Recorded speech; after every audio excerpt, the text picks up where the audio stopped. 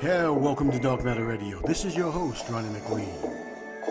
Tonight we're going to indulge ourselves into the infinite universe. We're going to see what's out there. We're going to open up our minds. I'm going to ask you to open up your hearts and keep an open mind. For the information that you hear may just shock your mind. And welcome to Dark Matter Radio. My name is Ronnie McLean. You are here. And no matter where you are from around this beautiful world of ours, no matter what time of day it is, whether it's in the evening, good morning and good evening, and also good afternoon, we're glad that you are here and able to make it. I am a political scientist. I study the origins of development and the operations of political systems, as well as research political ideas and analyze governments, policies, political trends, and related issues in order to decipher and make analysis about political systems and political behavior. And I use these results to predict future behavior. As a master community builder, I use this information to develop long-term and short-term strategies and services to help come to real solutions in the improvement and the development of a person's self-well-being and a community relationship within its self-development. I call that co-community development, the reestablishment of us as beings, people. So as a master programmer, doing community planning and economic development for more than 20 years, has developed a new exciting way that has been employed in billion-dollar companies throughout the Canadian oil sands and governmental organizations within the United States, such as New York City, New York State, Nassau County, Suffolk County, also Florida, and many other areas within this country. As a former commissioner of the Roosevelt Fire Department for 7 years and directing the Federal Housing Authority out of Brooksville, Florida, I employed these methods of community co-creation in various forms. Out of this, I have developed a copyrighted community development plan called Community Co-Creation and Economic Empowerment without government help.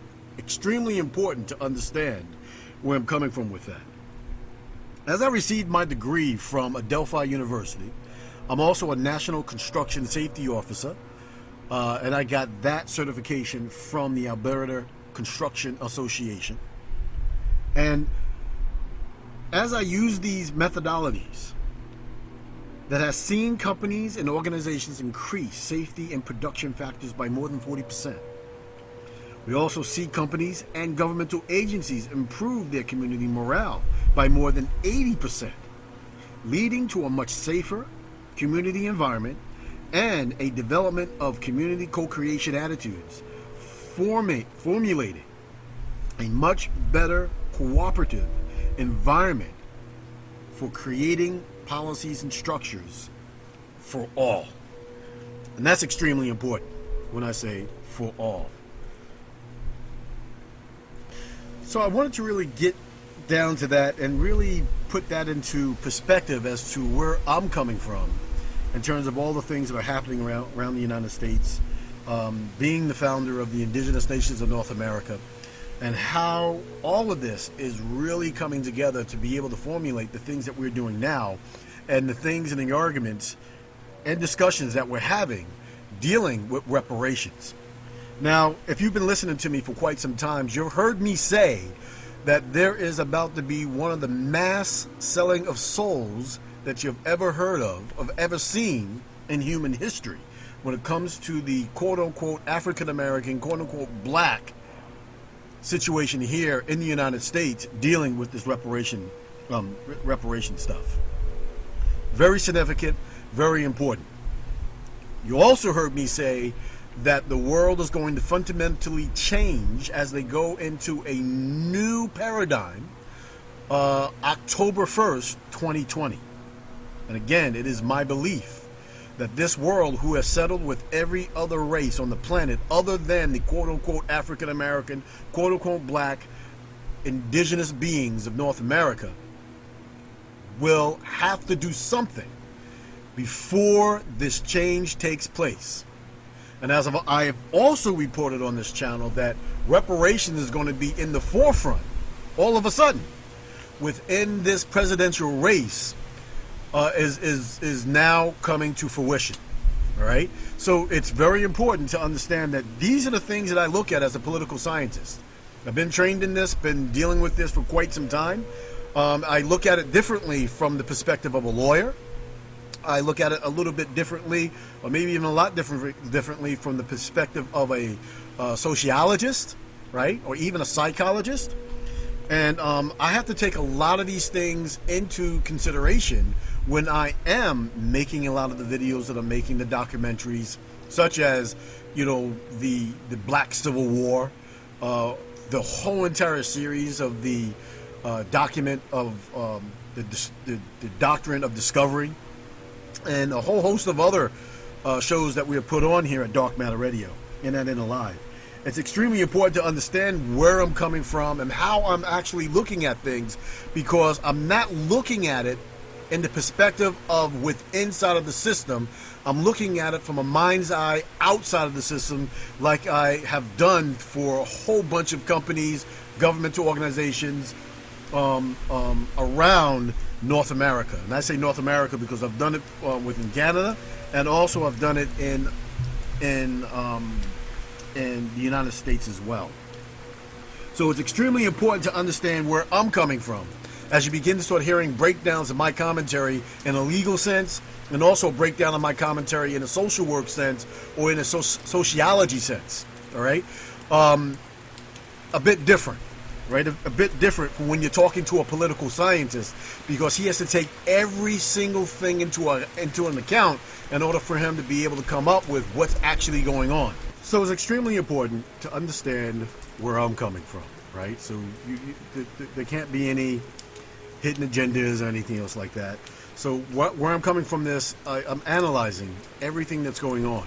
And the thing that we came up with here at I.N.N.A, right, when we developed I.N.N.A, when we began to start doing the whole entire process, is that we understand the need for a lot of the things that they're trying to put out there right now, but we also understand that there is a lot of hidden agendas with a lot of people that are out there as well.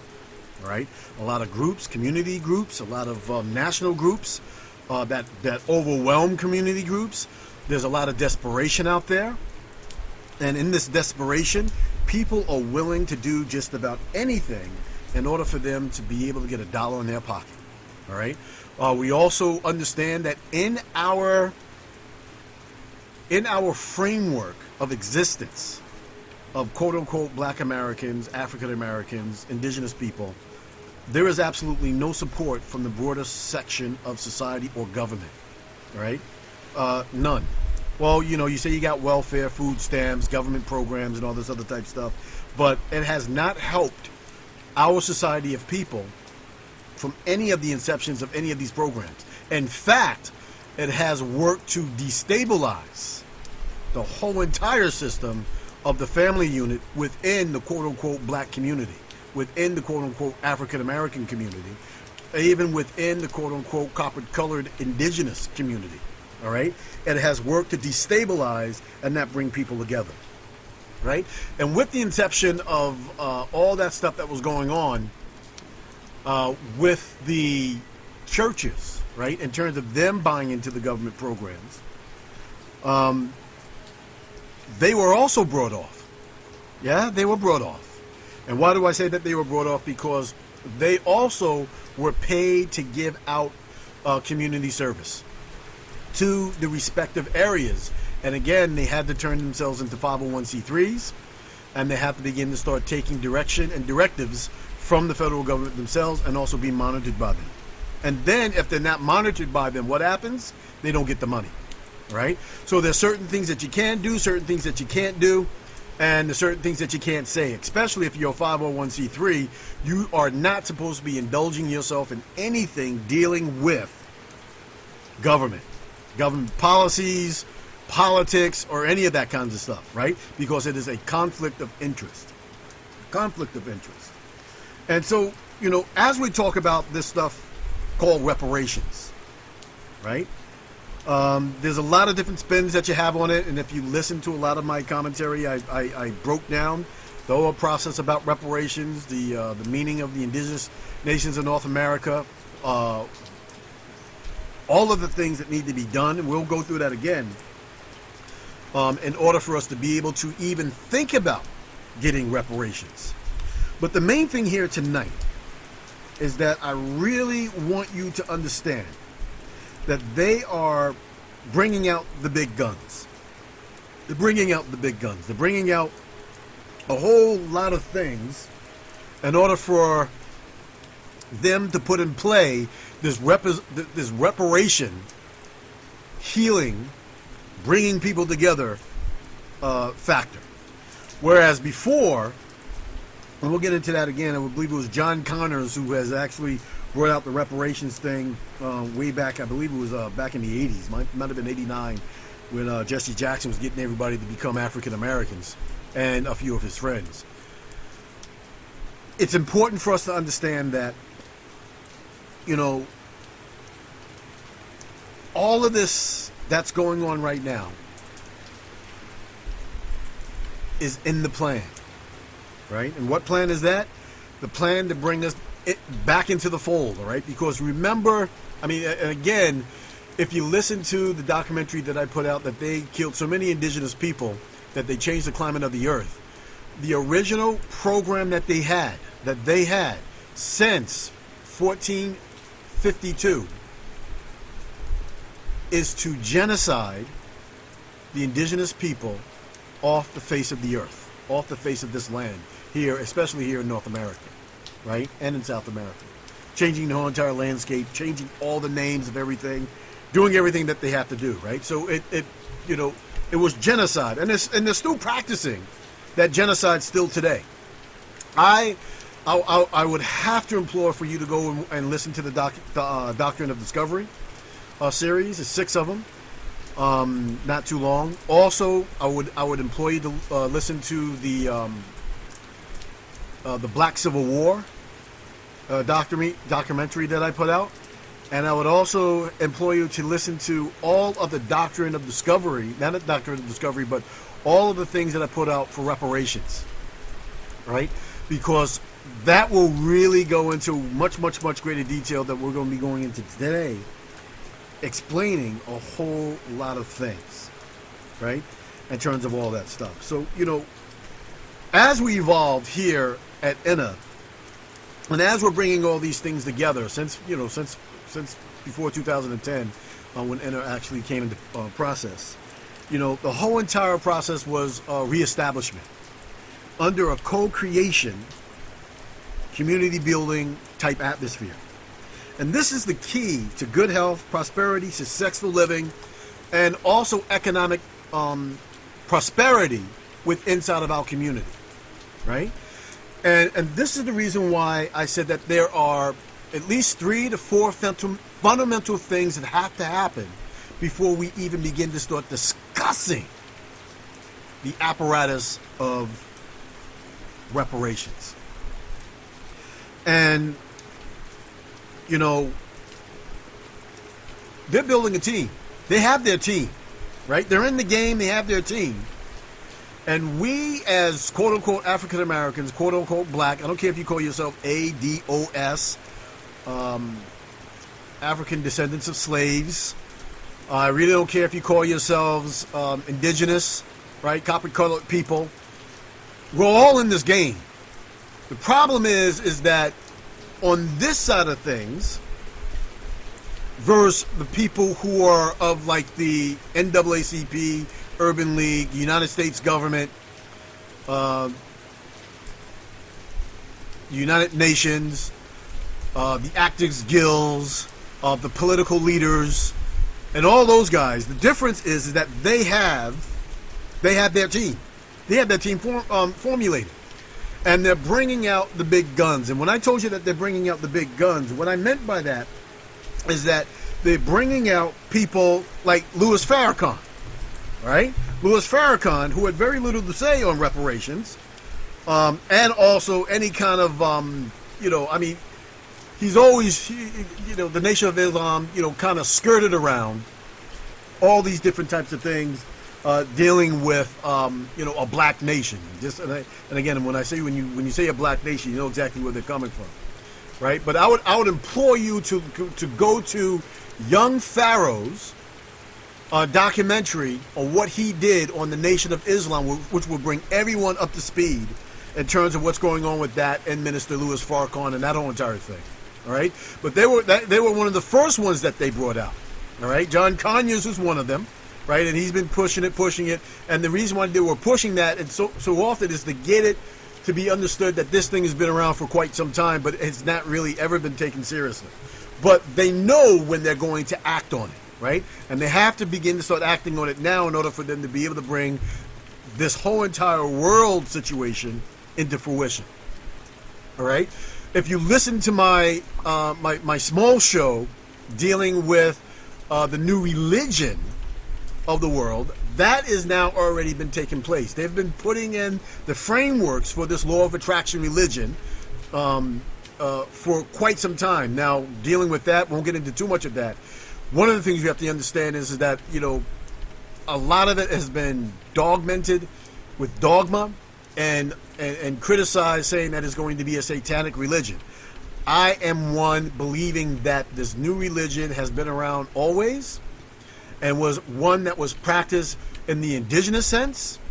And they knew that this was going to be coming back around again because of where we are and what's happening to us as beings of people as we begin to start understanding this climate change. And it seems like I'm all over the place, but I'm not. All right? Because we have to have an understanding of what's going on because of this very serious situation that's happening with reparations on the 19th. Right? And so with that, I would implore you to go look at my 666 carbon 12 to carbon 7 documentary that I put out there, so you can have an understanding what's going on with the type of changes that we're actually going through and why the climate is doing that, right? And also, why the sun is behaving the way that it is, right? How the sun is treating the earth. Take a look at all those things. It's extremely important. And this is the reason why I'm bringing out all of these things, because it's very important that everything is linked together, right? Everything is linked together with this world religion, which I felt was already going to come around again. So what they've done, they put it in process in saying that they were going to bringing out. But what they're bringing out is not a new religion. It's actually an old Gnostic or an old indigenous or aboriginal or first mentality, a way of life that was practiced here on this so-called planet, the so-called Earth, before all these other religions actually popped up. So it's important to understand that there's a system that is in place that has already dictated how a lot of these things are going to be panning out, and also a system in place as to when they're going to be rolling these things out as well, right? So when we get down to what's happening on the 19th with Danny Glover to testify at the House of Reparations, to testify at the House of the Congress on slavery and reparations, it's going to be very interesting, right? Because the topic of reparations for slavery is headed to Capitol Hill for the first hearing in more than a decade, with writer Ta-Nehisi Coates and actor Danny Glover set to testify before a House panel. Now, this is the reason why co-creation is so important. This is the reason why the indigenous nations of North America is so important. And when you say those words, what we're talking about, it's so important for us to understand that we have the Afro National Community Congress, right? And now I believe they're calling it the Indigenous Afro Community Indigenous Congress. This is the reason why it is important for us to co-create together and band together and formulate a indigenous council, right, and a grand council, country and nationwide, in order for us to be able to have a voice.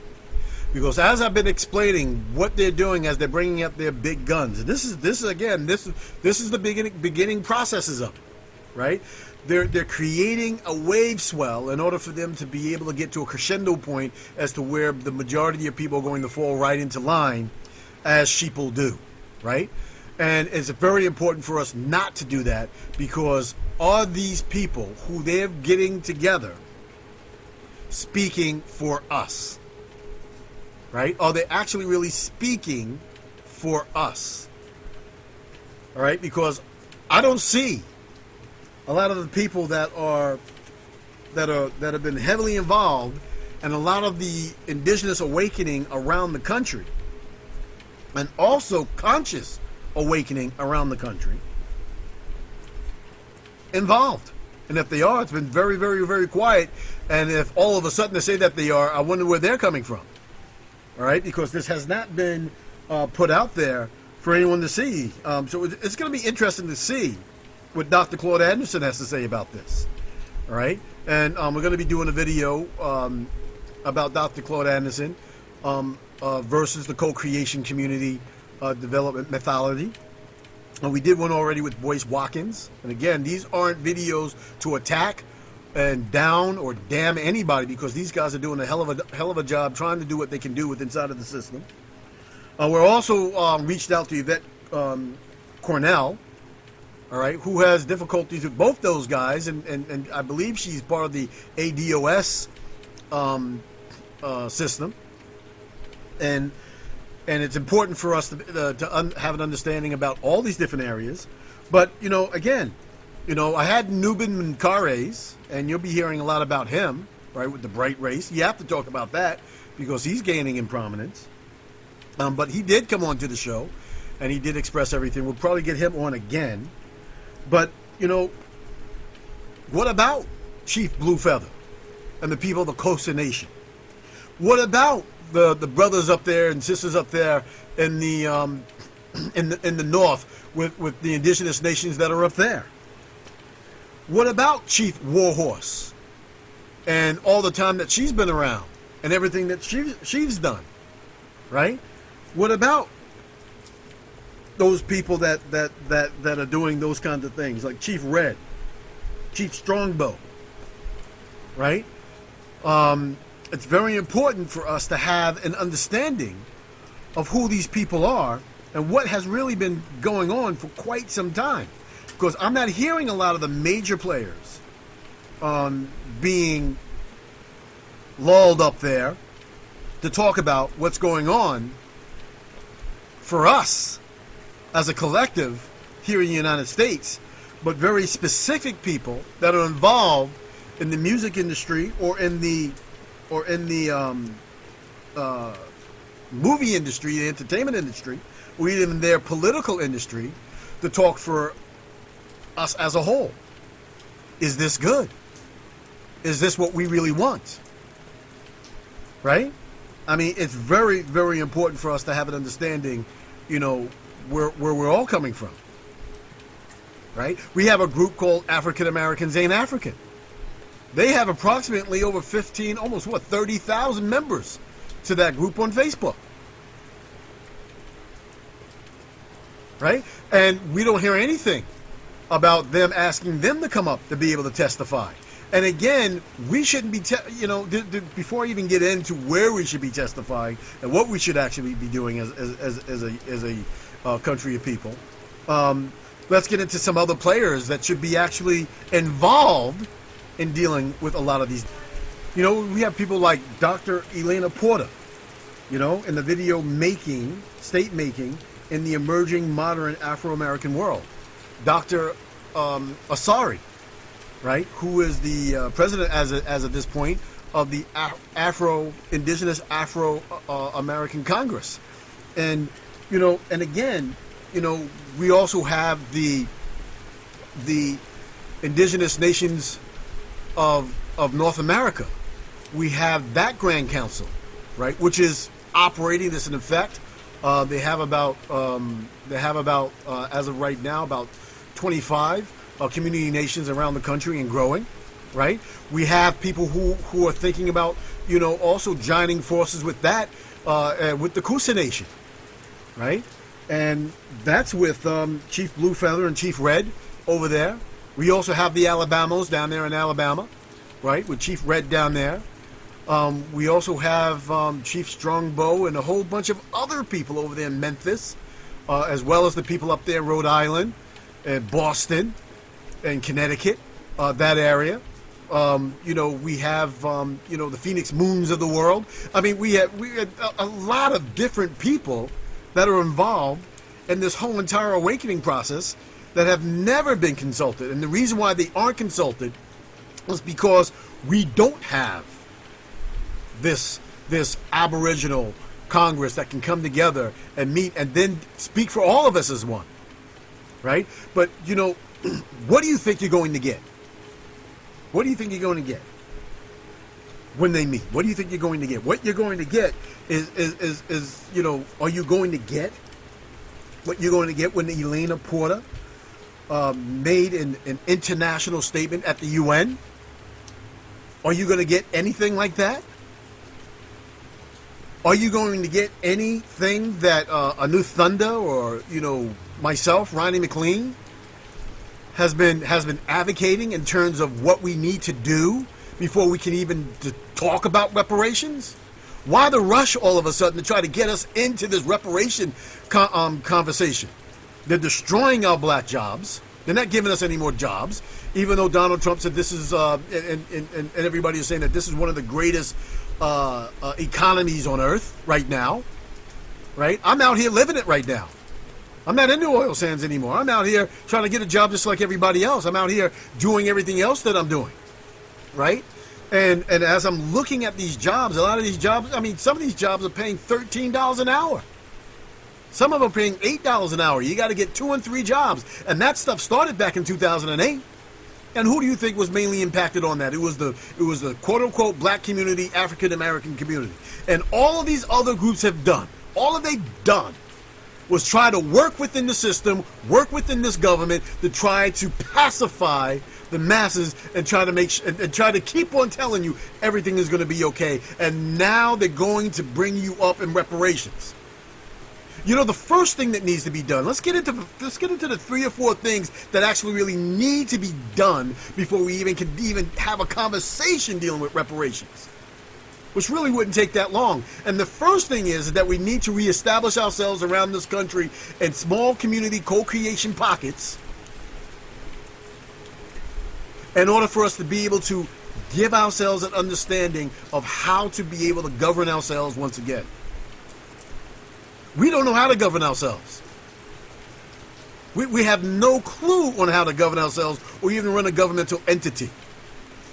But what we do know how to do is run after this governmental entity and constantly keep on begging them for the scraps that they want to give us as they give it to the rest of the world. Our populations in our major centers are shrinking. There's less and less and less people around you in a lot of these major cities and stuff like that identify with you. And it's no different from what happened in the 60s and 70s and 80s and in the 90s, where other people came into your communities and started up businesses and stuff like that and raped you for everything that you got. And they're still doing it to this day. So the first thing that needs to be done is co-creation communities around the country in order for us to be able to put in place an economic program without government help, and also give us training in order for us to be able to learn how to govern ourselves again and govern ourselves in a position as to where we're able to create economic wealth for our own people. So within these co-creation communities, we're able to set up new business formats. And these new business formats will have an automatic support base because that's what the co-creation community is all about. We're supporting ourselves. So when we have that mindset together, we're able to get ourselves into self-development, self-individual creation, and being able to rise ourselves up from within, having a mentality, knowing where our true power is, we will have an understanding of what it really means to co-create. And when we're able to create within ourselves, we're able to create with other people. Enough of this unity stuff. And unity doesn't have nothing to do with co-creation. Right? So it's not unity, it's co-creation and being able to do what we need to do to be able to develop ourselves. Now, the NAACP has failed to do it. The Urban League has failed to do it. The churches, the black churches or any other churches have failed to do it. Any of the governmental agencies that everybody's been depending on has failed to do it. And now black leadership has failed to do it, working with inside of the system that is not geared for you. Once that is done, we begin to start developing the co-creation communities around the nation. We're able to bring together the concept of a community Congress, a nationwide Congress, right? A nationwide council that will have representatives from every single one of these co-communities and nations, bands, and anything else that you might want to call yourself as we're all coming together. And in this way, we'll be able to begin to start having some sort of a semblance of an organizational structure that would be able to give the healing that we need to our own people. Right now, what do you think is going to happen if we don't have that first step, those first two steps in place? Right now, they're going to go and ask for reparation. They'll give you $500 billion. You'll be cheated from your money from the very onset of things. Right? And then they're going to give you American cash, which is worth absolutely zero. And then they're going to formulate their own council of their own political leadership and put those people forward to administer the healing that you're supposed to have. Now, if they haven't been able to administer the healing that you're supposed to have within 500 years, and even in the last 50 years, what do you think is going to happen when they begin to start doing this? It just will not satisfy what we need to satisfy in a real sense unless we begin to start taking care of ourselves in co-creation communities. And when we take care of ourselves in co-creation communities, then we know that the litmus test in order for us to move forward is the caring of us as a collective, as individuals and as a collective. This way, we're able to take care of our women. We're able to take care of our men. We're able to take care of our children. We're able to take care of our teenagers. We're able to take care of our babies. We're able to begin to start taking care of our health, our environment that we live in. Right? We're able to get the GMOs out of our food. All these things need to be able to be on the table when we're talking about putting these co-creation and having these councils in effect. Now, another thing that needs to be done. Once we have that, we need to begin to start talking about, and also in the framework, right? And this is the third aspect of it, is the doctrine of discovery. We have to talk about the doctrine of discovery and an implementation of a worldwide Aboriginal, Indigenous, United Nations to seek a communication that is going to be on the same level as the United Nations that they have right now. And until we're able to get this doctrine of discovery situation taken care of, we're not going to be able to get anything else taken care of, because that goes step in step with decolonization. And that's the fourth step, decolonization. You have to have decolonization well in the forefront before you have reparations. Right? We can use the fundamentals of the conversations of reparations to begin the process of creating the co-creation communities. Right? But you cannot have reparations until you have these things in place. Right? Because decolonization, and again, I implore you to go take a look at Elena Porter's stuff. I might include it I might include it in this show here. All right, so then that way you can have an understanding of what really needs to be said, coming from the people. This does not need to be coming from the NAACP. I'm sorry. It does not need to be coming from the Urban League set of things. I'm sorry. It does not need to be coming from any organization that was developed outside of us, that was supposed to be for us. Now I know these are long-standing communities inside of our whole entire diaspora of things. And as a Negro person, which made you even that much more closer to the copper-colored being that you actually are, and the actual designation that the United States gave you as an American Indian,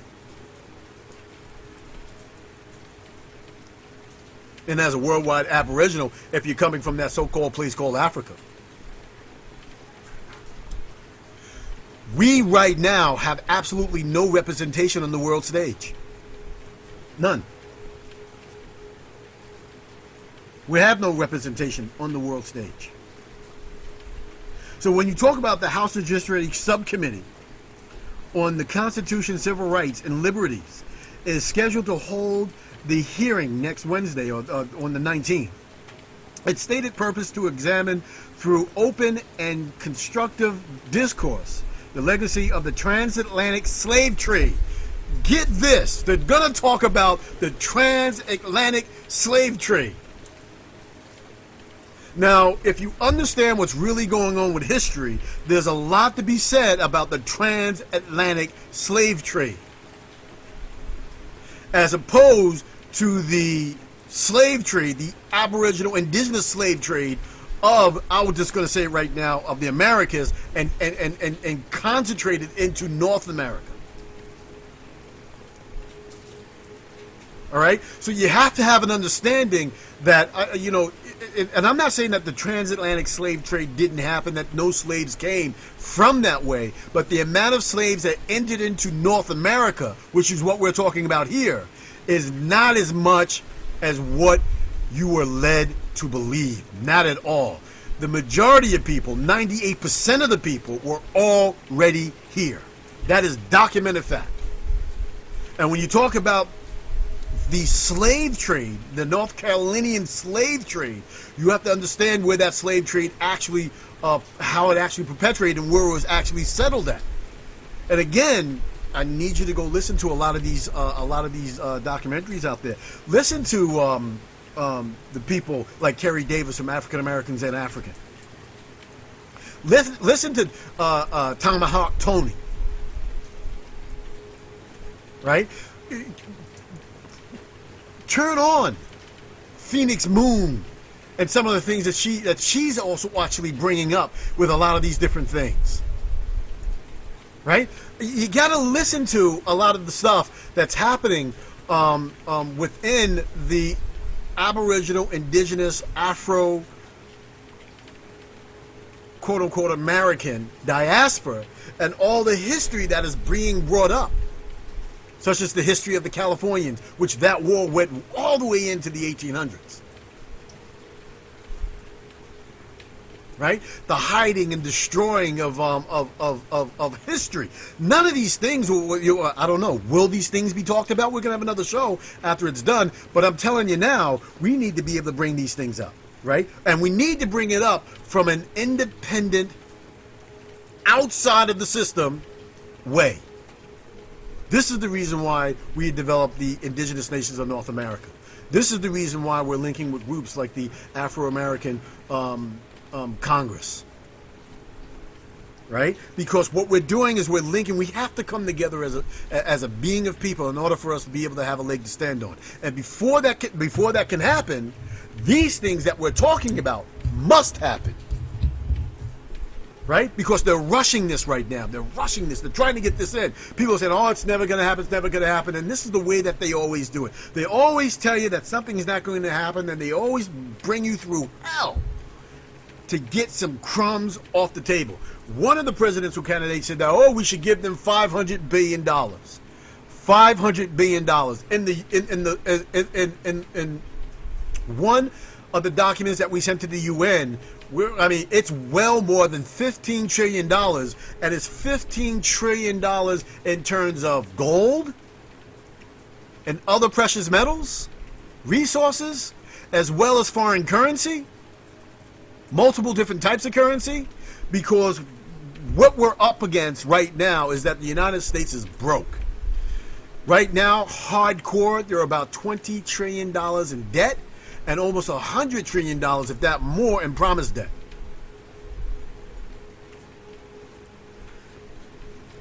None of the European nations are doing well economically.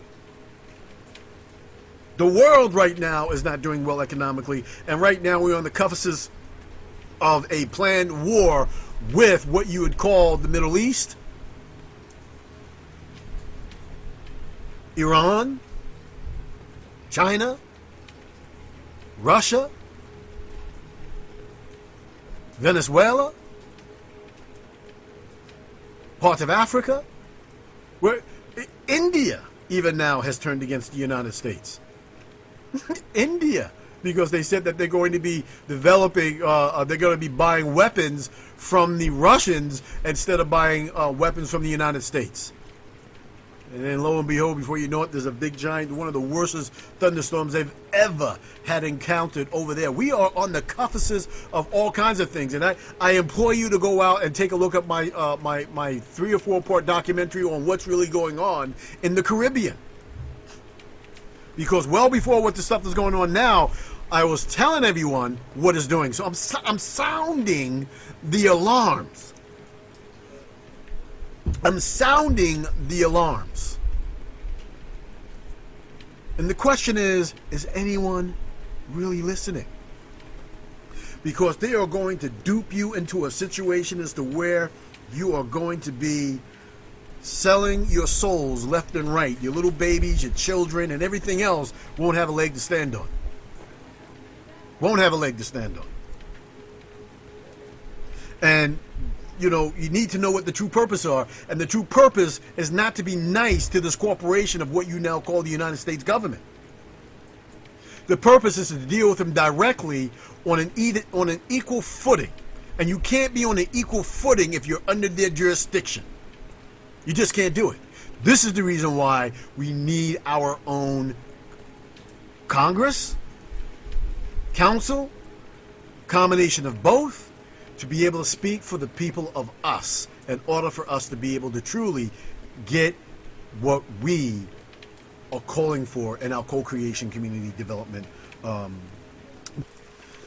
So this is where we are with representation, right? Representation. And, you know, right now we really don't have any real representation. And so this is the reason why I'm saying, you know, you need to look at Elaine Porter and what she did internationally. Right? And take a look at a lot of these different documentaries that are out there. And anybody who's just listening to this who doesn't know anything about that, there's Chief Malachi, I believe his name is. There's a lot of people right now on YouTube that is bringing out a lot of interesting history that is real. Right? That is real. And again, like I said, as a political analyst, as a political scientist, I have to look at everything. And how everything relates to one another. And when you begin to start talking about having a remedy to your solution, you got to understand that this remedy that they're coming up with now is from, I mean, they're going to give it the appearance that it's from the outside. But this is actually, they're calling inside people to come in. And again, I have nothing against Danny Glover. He's a great actor, beautiful person. Don't know him, haven't met him. I have nothing against Ta-Nehisi, whatever the name is. Nothing against that person whatsoever. Haven't met that person. Don't know them. Yeah, so I'm not saying anything negative or bad about any of these people. Not at all. I mean, again, I believe all their hearts are in the right places. I mean, Ta-Nehisi Coates is an American author. He's a journalist. He's a comic book writer. Coates gained wide readership during his time at the national correspondent at the Atlantic, where he wrote about cultural, social, and political issues, particularly regarding African Americans and white supremacy. Right. So so he's I mean, you know, I'm sure that these people are in their, you know, their hearts are in the right place. But again, this is representation that, I mean, you know, I don't know how many of the groups that I mentioned have met with any of these people. I mean, have they met with us So we need to be able to go. We need to be able to meet on equal footing. We don't need to be testifying for anything. What we need to be doing is putting forth our demands and telling them this is what we want, right? We already know what the situation is, right? Our side, their side. Basically, that's what that is. And again, when you get to Danny Glover, again, beautiful guy, beautiful actor. He's done a lot of stuff with Oprah Winfrey with the color purple. Everybody knows that, right? He's also an American actor, producer, humanitarian. Danny Glover has been a commanding presence on the screen, stage, and even television for more than 25 years. As an actor, his film credits range from the blockbuster Lethal Weapon franchise to the smaller independent features, some of which Glover is produced himself. Right? In recent years, he has starred in an array of motion pictures, including critically acclaimed Dreamgirls, directed by Bill Condon, and in the futuristic 2012 for director Ronald Emmerich. I believe that's what that guy's name. In addition to his film work, Glover is highly sought after as a public speaker, delivering inspiring addresses, moving performances such as diverse venues as colleges, campuses, union rallies, and business meetings. Glover, he gained a lot of respect for his wide-reaching community activities and philanthropic efforts, with particular emphasis on advocacy on economic justice and access to health care and education programs in the United States and Africa. For these efforts, Glover received the 2006 DGA honor and was honored with the 2011 Pioneer Award from the National Civil Rights Museum. Internationally, Glover has served as a Goodwill Ambassador for the United Nations Development Program from 1998 to 2004. Pretty long span, focusing on issues of poverty, disease, economic development in Africa, Latin America, and the Caribbean. Glover was presented in 2011 with the prestigious medallion d'Arts, des Lettres, from the French Ministry of Cultural, and was honored with a tribute at the Deauville International Film Festival. Currently, Glover serves as a UNICEF ambassador for the United Nations. Right? Prominent people in the team that they're bringing together. Prominent people. And basically what I'm saying is that when you begin to start looking at this, are they really speaking on the behalf of what really needs to happen for our people? And again, like I said, if we don't have, first of all, the development of co-creation communities, the establishment of a national council, nationwide council, countrywide councils, I call it, integrated in with all the other councils around, making it a grand council, a grand congress. If we don't discuss the doctrine of discovery, because it has to be on the table, doctrine of discovery, we also have to discuss decolonization and that whole entire process. And then you can get into a discussion of what reparations can even begin to start looking like. And without the co-creation communities all around the country, you don't know what the reparation package will be able to look like. Right? And we don't need any more talking about the problems, what development and all that other type stuff. We know what we need is the solutions upon which I'm harping on right now. This is a solution. All right? Not looking at all the problems or who's responsible, this, that, the other thing. We're looking at the solution, because who's responsible? Reparations not only has to come from the United States, but reparations also has to come from Portugal, Spain, some African countries. Reparations also has to come from Britain, right? And Great Britain in itself. Reparations has to come from France, Germany. Yeah, Germany, those people over here. From all these European nations. Reparations also has to come from the Catholic Church. The Catholic Church. reparations has to come from. Reparations also has to come from the Islamic community as well, and people in the Middle East.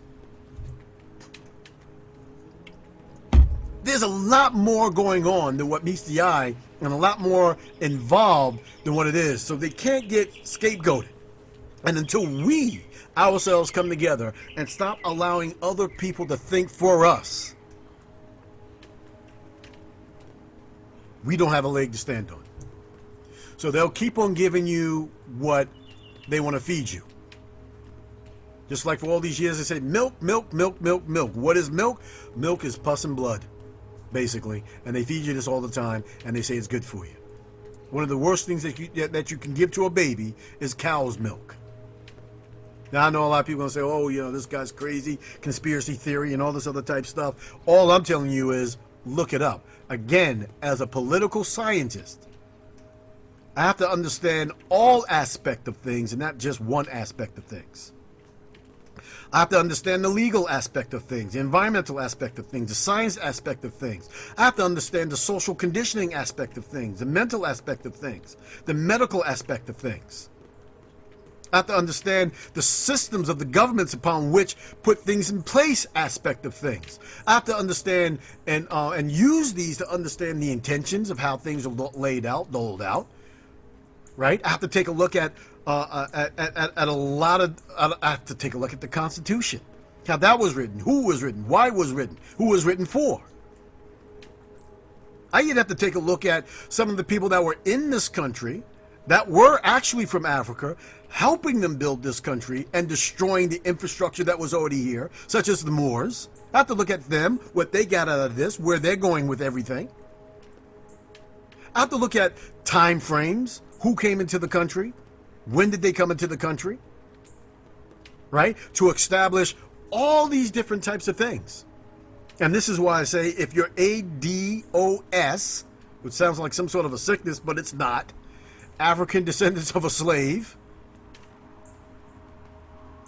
you are part of this whole entire culture that needs to be wrapped into the culture that was already here before you guys got to this continent, because you are wrapped into us. You're also part of the indigenous community.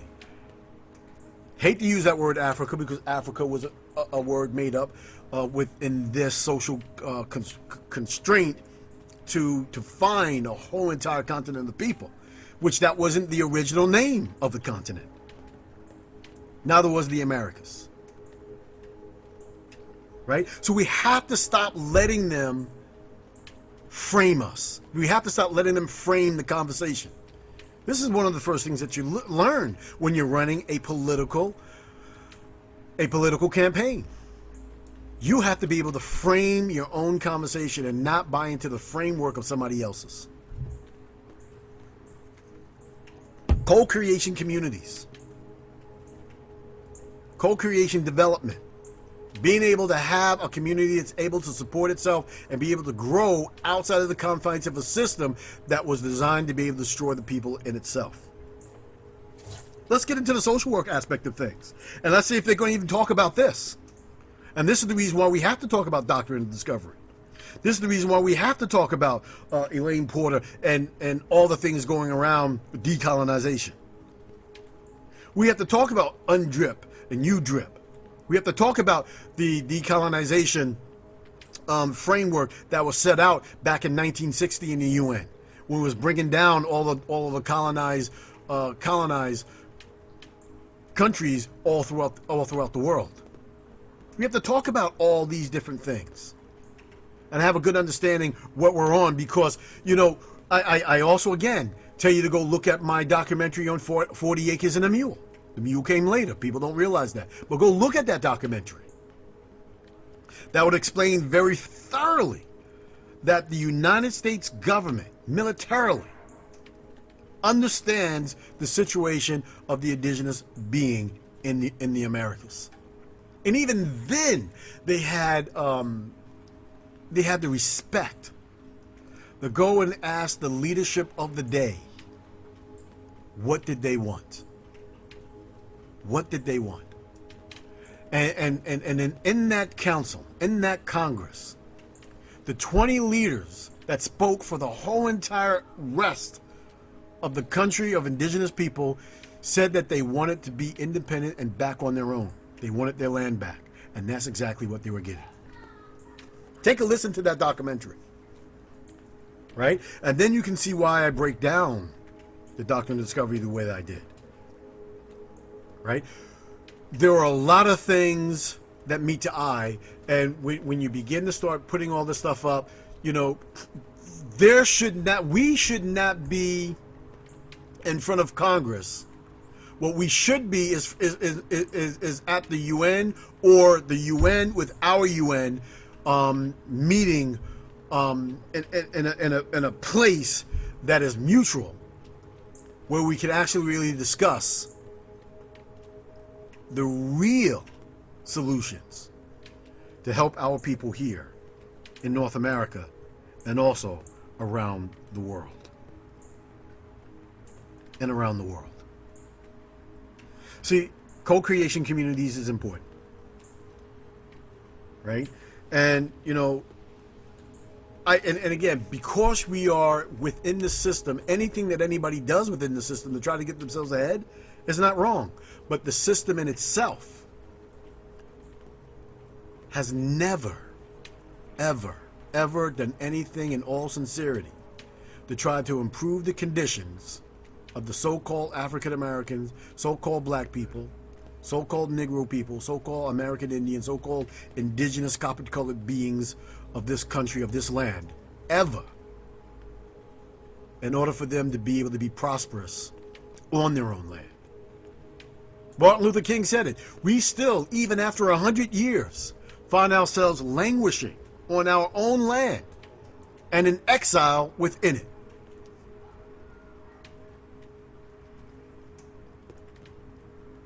Right? If they were really serious about that, they would have taken up Malcolm X's whole entire situation going to the UN also. Understanding that he said that, you know, they didn't land on Plymouth Rock. Plymouth Rock landed on us. They knew this way back then of who and what you are, where we come from. But also understand that there were what you call Africans, that they come over here and engage into this whole entire slave situation. Right along with us. Right along with us. So, here on Dark Matter Radio, I just want to really bring that in and hammer that down. On Blog Talk Radio, this will be a two-part series, right? So it's extremely important for us to understand what's really happening, what's really going on. All right, there's so much more that's going on right now around this earth, around this planet, and so much information that is actually really coming out. It is unbelievably crazy to think that we can get two people out of 35 million plus to speak for all of us. And to some people, well, this is just the beginning. Yeah, it is just the beginning. All right, because what we need to do is continuously concentrating on co-community building around this country, linking ourselves together as an economic unit, and then using the principles of decolonization to be able to begin the process of us to be able to speak for ourselves as a co-creation community. So who's the leader? There are no leaders. There are no leaders. We have spokesmen, spokespeople. That's what we have. Spokesmen and spokespeople. And this is the reason why it's so important for you to understand what a co-creation community is. You need to come to one of my workshops. Sign up for one of my workshops. Right? Because the power of positive living within these workshops that we give, dealing with co-creation communities, dealing with co-creation government understanding, dealing with co-creation individual enlightenment, dealing with co-creation healing, dealing with a lot of these things, it's very important for us to understand that we must come together as people in a co-creation form. We must come together as people in a very, very, very serious way. Right? Because, you know, people know what the key to living is. Right? And when you're doing co-creation living, you're looking at the key to love, right? Good health, prosperity, and successful living. Because when you're trying to start a business, if you're trying to start a business now, you don't have anybody to buy your product in a co-creation community, that product will automatically have people in there. You already automatically have a base. And this is why I'm saying, you know, when they're offering you this money, this blood money to reparations right now, and it would be blood money right now. I mean, do I think we have to have reparations and recompense and all that other type of stuff? Yes. Yes, we do, but it's got to be done in a proper way where it's going to make sense, because we're going to be receiving money on the backs of those people that have died. That have died to make it possible for us to be able to receive this recompense. Thousands of people in the Atlantic Ocean. Over 100 million of our people right here on North American shores have died. They killed so many people. You know, some estimates were as high as 300 million. Some as low as 50 million. But they all were, a lot of the estimates that I looked at were right around when everything was all said and done. In 150 years, there were about 4 to 6 million of our people left. That means that they had to kill over 275,000 people a day to get to that number. A day. And if you want to know how they were doing that, take a look at one of these slaughterhouses. Pull up a video on a cattle slaughterhouse, pig slaughterhouse, a chicken slaughterhouse. They were killing more people in that time frame than in these slaughterhouses. And that's how that operation was going. The blood that was drawing from all these people were tremendous. And for us to sell our souls,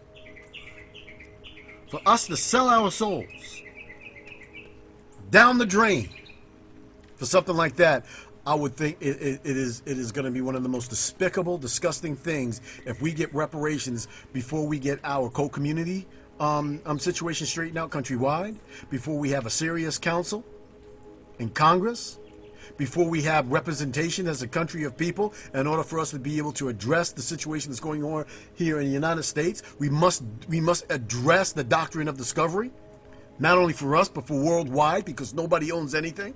We must also address decolonization for us here in the United States. And again, anyone around the world who got decolonized still does not own their land because of the doctrine of discovery. I don't care how you break it down, as long as the Catholic Church keeps the doctrine of discovery valid, they have to end it. The war against the Aboriginal, Indigenous, and even natives of this world is still raging on. Still raging on. So if you want to master happiness, you want to master a love for your life, you want to master economic prosperity, it's not through the selling out of the reparations at this point right now, but through the hard work of developing co-creation communities so we can stop the killing and the murdering in Chicago. Stopping the killing and murdering in the downtrends over there in the city of Baltimore. Stopping a lot of the things that are going on over there in Atlanta, if they want to stop it themselves, but stop it right dead in its tracks of what's happening over there in Atlanta and the outskirts. Stop the humane treatment that's going over there in Memphis. Stop what's going on in Tuskegee, and for us all to avoid another Black Wall Street is the reason why we have to talk about decolonization, doctrine of discovery, co-creation communities, and a major grand council and Congress, or maybe combined efforts, in order for us to be able to have the African descendants of slaves and the indigenous people rise up together to be able to speak for ourselves. And once we have our system in place, then we can talk about our politics and what we need to do for ourselves outside of what they want to do for us. Their job is to support us and protect our rights, not to navigate us and to regulate us into our own destruction. This is Ronnie McLean, the New Thunder for Dark Matter Radio and for I.N.N.A Live. We thank you for being here, and we thank you for coming here. And if you're on YouTube right now listening to this, please leave a comment down below. Let me know what you think. Subscribe. Share the video. Right? Share the video. Get it everywhere. But again, it's co-creation, the development inside of yourself, understanding who and what you are, knowing that the power is within you and not from without of you, knowing that your imagination and your being can create anything that you want to be able to create if you're in the right environment to be able to do so. You'll be able to get the negativity out of your system. You'll be able to get the dogma that's been constantly cycling in your mind. You'll be able to renew yourself and place you in a situation as to where you can begin to start creating the life that you deserve within you, within your marital situation, relationship situation, within your children, within your community. And then, as we come together, we can, as a collective, begin to start making the right decisions for all of us, not just one or two of us being leaders. There are no leaders in our community.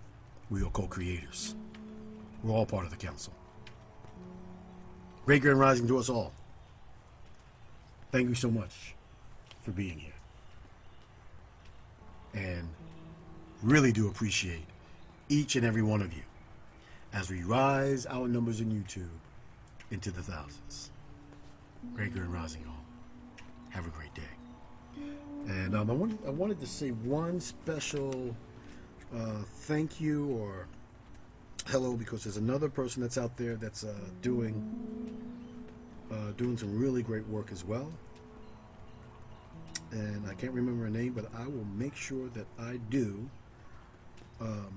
get her name in the future to make sure of that, right? Because it's really important for us to begin to start acknowledging our people and all of the things that they're doing, right? Acknowledging our people, right? You know, again, we have Stephen Darby Ministries that are out there that's doing a great job. The Dagger Squad, they're up and coming. You know, they're talking about that. You know, we got Brother Polite, right? Divine Prospect. You know, a whole bunch of people. Dr. Tracy McCarthy, who's also beginning to start putting out a lot of things out there as well. I mean, there's a lot of people out there doing a lot of stuff who are doing, you know, great things, right? Great things. And let us all stay great together, right? If one can prosper, we all can prosper. Great grand rising all. Have a great day. Have a great night. Have a great evening. Have even a greater